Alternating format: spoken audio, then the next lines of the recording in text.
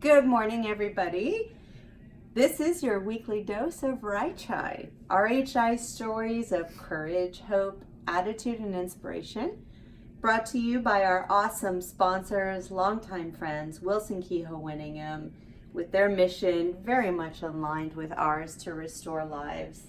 My name is Mindy Fox. I'm the executive director of the RHI Foundation, and we exist to support the mission of RHI through philanthropy. So your gifts, our donors, it's all because of you, and we can't do it without you. We are a nonprofit hospital, so to provide the best possible care and rehabilitation in the Midwest takes money for training and clinicians and research and robotics and technology and all the things that we need to provide the best, and we need it through philanthropy, so that's how we do it. Thank you very much for supporting. If you'd like to make a gift, please feel free to click on the link. And we have a wonderful guest. I'm so excited to hear his story. Joining me today is Jacque Bryant. Did I pronounce it right? You did. Yes. Very good. So Jacque, tell us how you came to know RHI. What's the beginning of your journey here? Well, on October the 30th, 2015, I was at home riding a dirt bike. I grew up on motorcycles and for several years raced professionally all over the world. And along came our three wonderful kids, and at that point in life, it just didn't make sense to take them along and drag them out on the road with us. So we kind of backed off, focused on work, and still did some riding at home. But once my youngest son took off and went to Purdue, I decided that life was kind of boring without the kids around. So I pursued my lifelong hobby. I never ever got away from the enjoyment of riding motorcycles or even watching or keeping up with it, because so many of my friends that I grew up racing with went on to work for the industry in some shape or form. So whenever the races were close enough, I would go just to catch up and have fun and keep up with the sport itself. But I bought a 2010 YZ450 Yamaha, and the reason I bought a older bike was so that I could play with it in practice and see if it was something that I wanted to get back into.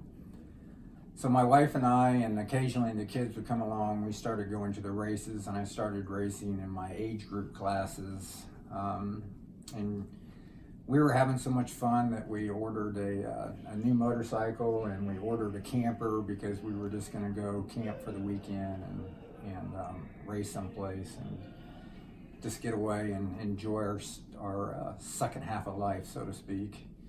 And I was having the time of my life. And I was at home, had some friends over to practice, and things went terribly wrong.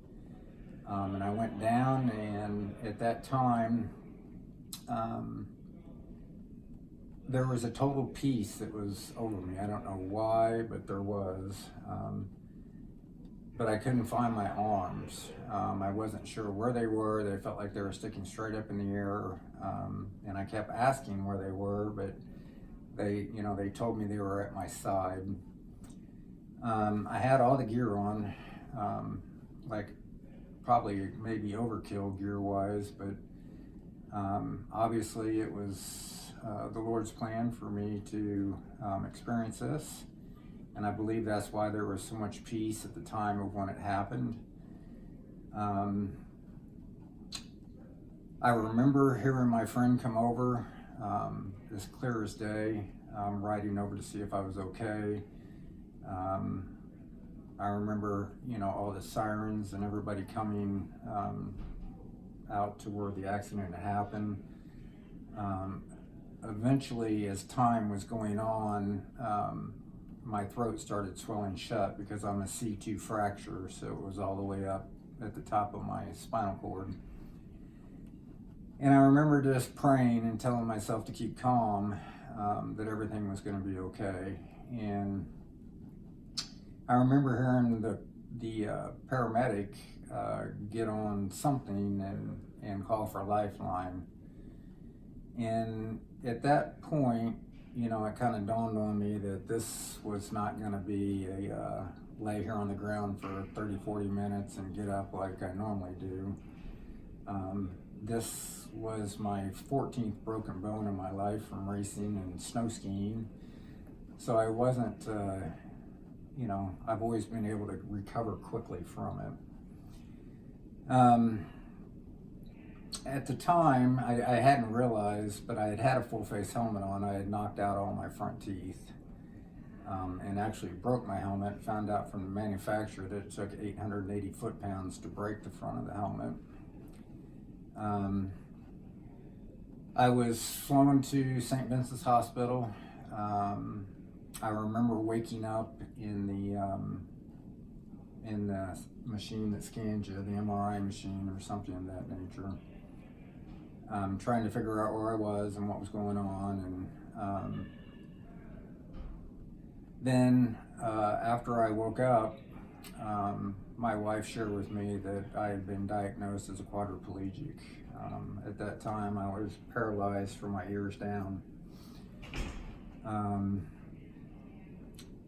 I remember every time my face would itch, which it seemed like it itched constantly, trying to send the signal to my arms to reach up and scratch my face, you know, the feeling that I had. This whole time, there was still a complete peace and calm that was over me. I remember the first time that I saw the doctor, and he came in with these entourage and nurses or people that were with him. My first question to him was when am I going to be able to walk again? And at that time, he shared with me that my chances of recovery were next to nothing. And that's all I really needed to hear, because once I was told that there was not a chance for me to recover, all you have to do is tell me that I can't do something, and I'll prove that it can be done.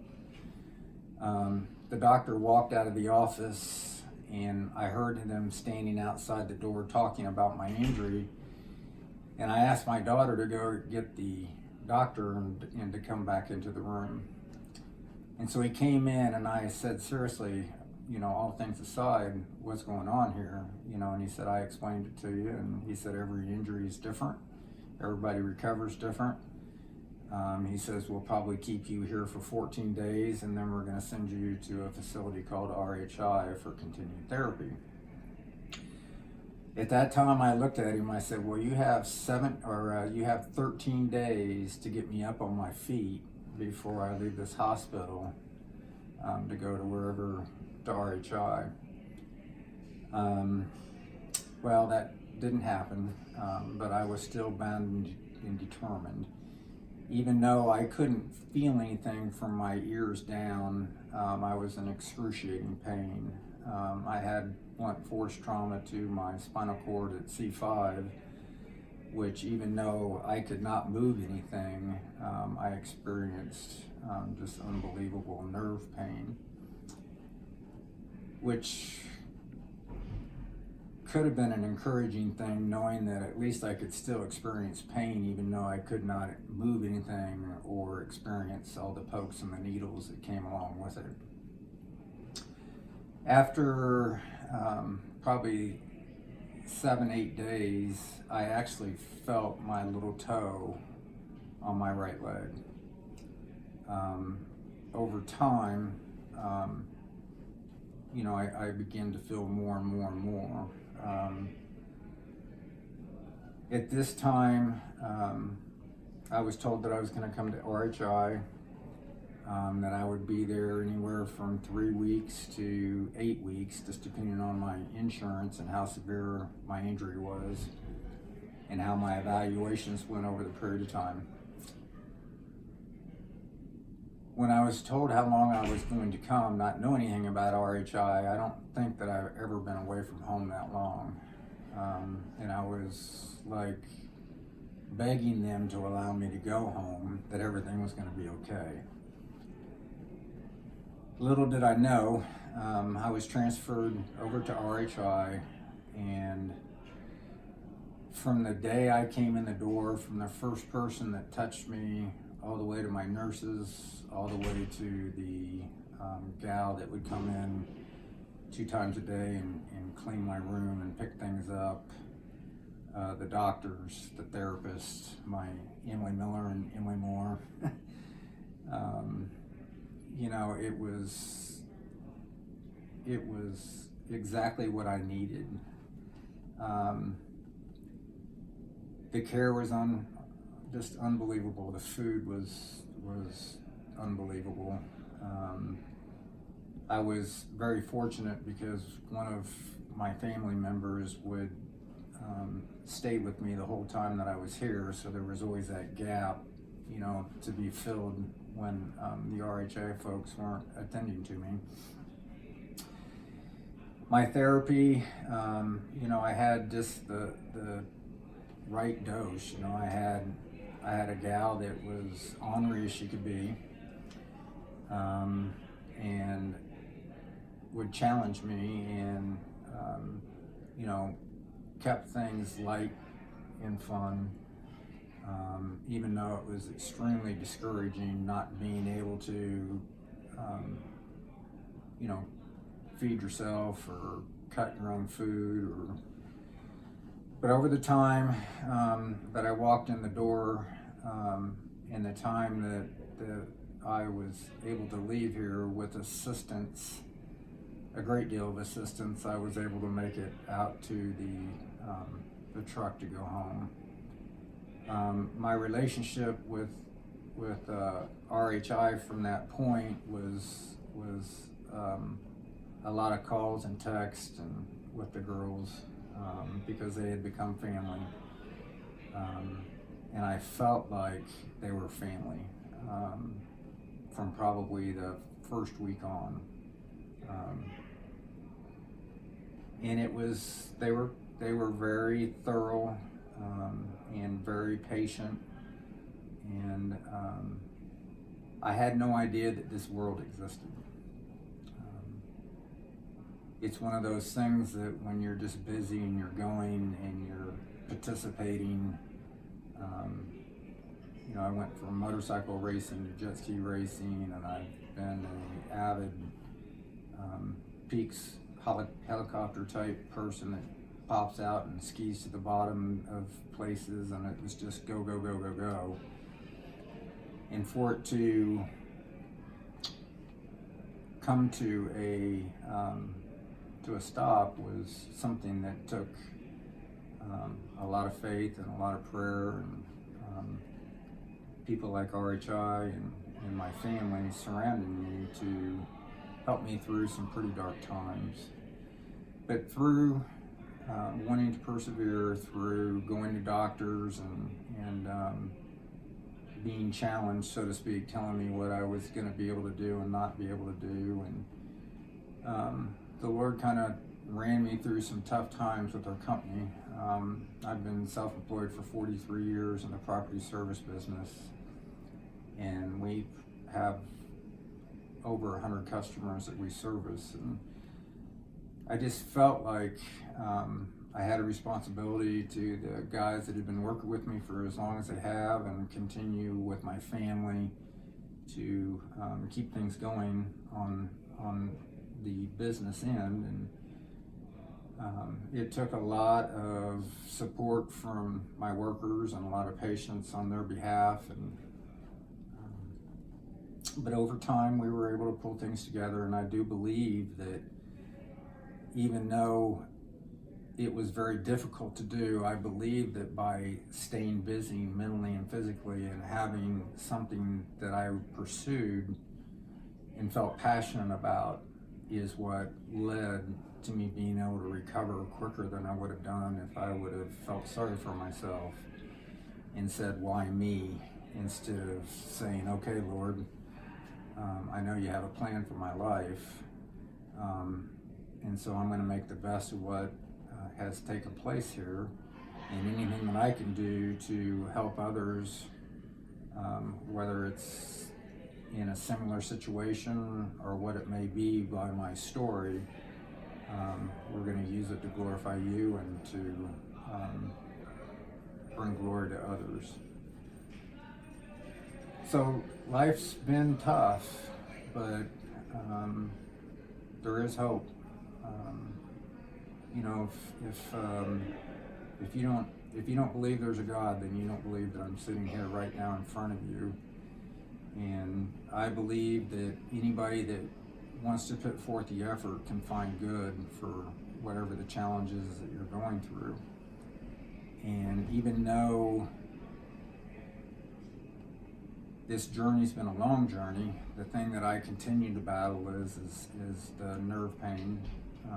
It's pretty much a 24/7 challenge that is before me.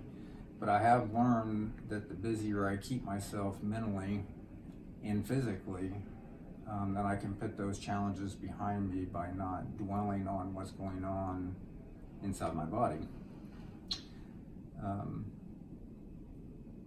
So in a nutshell, that's kind of where we've been. We still stay very involved in the racing community. You know, I'm not bitter one bit about what's taken place. I knew every time I put on my helmet and got on that motorcycle and went riding that I was taking a risk. And I accepted that risk. And I know this sounds crazy, but people have asked me if I had life to do over again, would I do it any different? And I mean, yes, I've made some mistakes along the way that I would have changed, but as far as my passion and love for being able to go out and ride and race, I wouldn't have changed that. I do believe that all the training that I did and the days when it was 90 or 100 degrees out and you have all that equipment on and you're pushing as hard as you can to be competitive, I believe God was preparing me for this challenge that was before me. So having that ability when everything in you says to quit, to say no, that I'm going to take this as a challenge, is why I'm sitting here today and that I didn't give up. Because the easiest thing to do is to give up. And the hardest thing you can do is persevere through what you've been dealt with. And I am so blessed to have had the opportunity to come to RHI and to be part of this incredible program. I am still one that stops in and visits my gals 3-4 times a year, and we get together whenever we can, and I just praise God for their love and passion for others and their abilities to be able to work with one person and the next person and have a smile on their face and still challenge that individual. So in the long run, life's short. Enjoy every minute of it and persevere through whatever you've been dealt, and you'll be glad that you did. I know I am. I don't even know what to say after all of that.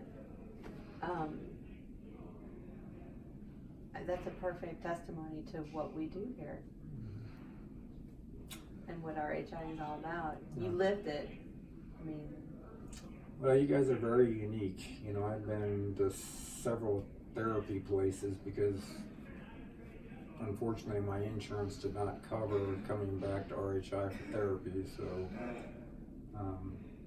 you know, we went from place to place to place to place. Mm-hmm. And that the ladies here at RHI that did my therapy for me would continue to workouts for me and different things that I could do at home, and I would send them silly videos of me goofing off doing that stuff, but we improvised as a family and found ways to get it done, and a lot of travel, a lot of doctor's appointments, and a lot of things that I did not want to hear were part of my motivation. So I wasn't gonna let this get the best of me. I mean, I had days, trust me, that I really wondered if it was worth it. But you just get up the next day and you get dressed and you make the best of what it is and come up with a sense of accomplishment at the end of the day and build on it and carry on. and look forward to the next day. Yeah. You know, one of our board members was here last week, and he had such a powerful question that he asked. Where do you think you would be if you hadn't been here at RHI, without RHI? I think that my journey would have been a harder journey because I didn't have the tools to be able to put the pieces together to be able to be challenged, the equipment that you guys have. I mean, when I left here, I still had almost very little right side movement whatsoever. In fact, it wasn't clear whether or not I was going to be able to use my right arm at all because it was, it's just one to draw up. And now I can actually open that arm and I can actually lift it and I can actually turn it. It doesn't necessarily hang right, but the equipment that you guys had that would allow me to put it in from a spring standpoint and to be able to learn how to bounce my arm and to be able to learn how to use a fork again. I mean, I had to completely retrain myself to do everything. I had no idea that a grape could weigh more than what I could lift up, but I was barely getting a grape to my mouth.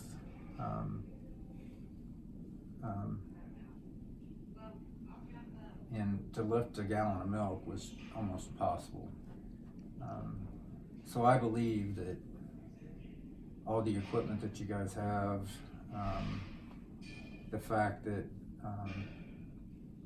the girls were there every day to get me out of my room if there wasn't somebody there to get me out, to get me to therapy. And I had a couple days where I ended up with a UTI from the catheter and got very sick, and the ladies came to my room. I mean, we did therapy in bed.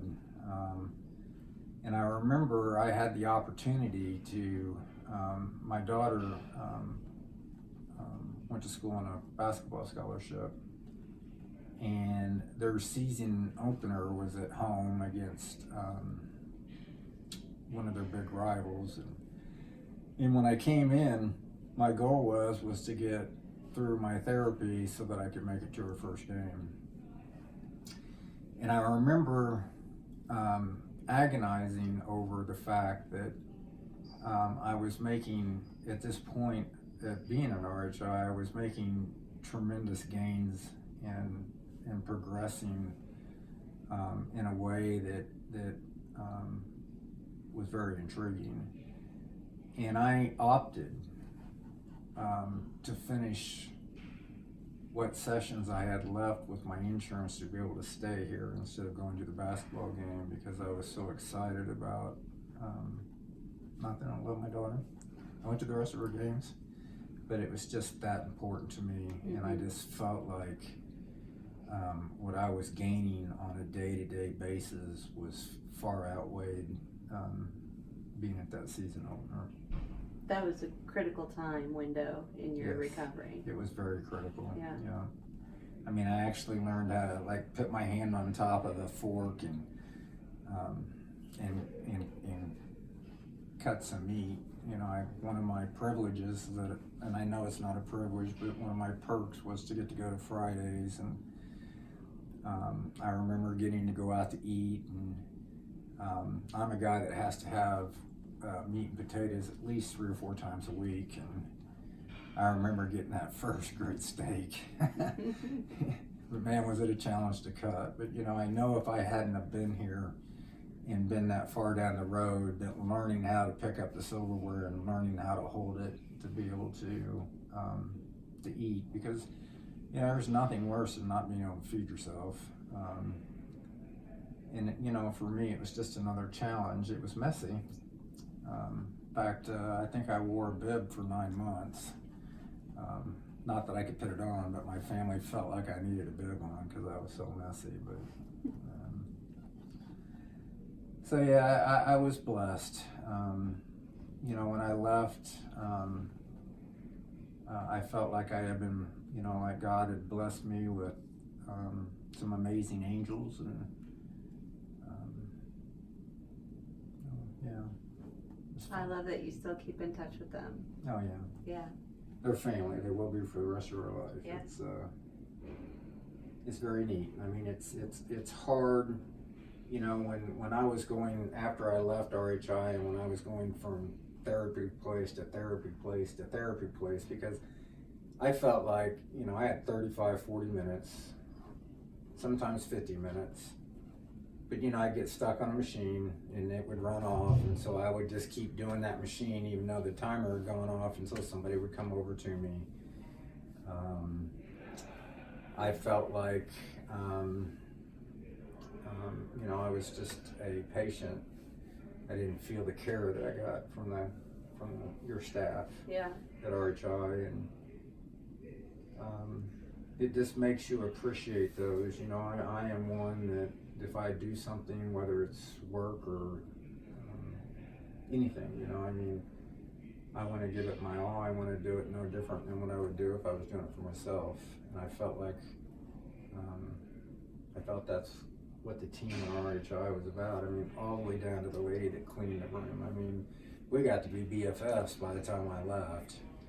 And I know the first couple days she would come in, she wouldn't even look up. She just kept her head down and she did her job, and she did a very nice job. But I was thinking, that's got to just be a boring job if nobody ever talks to you.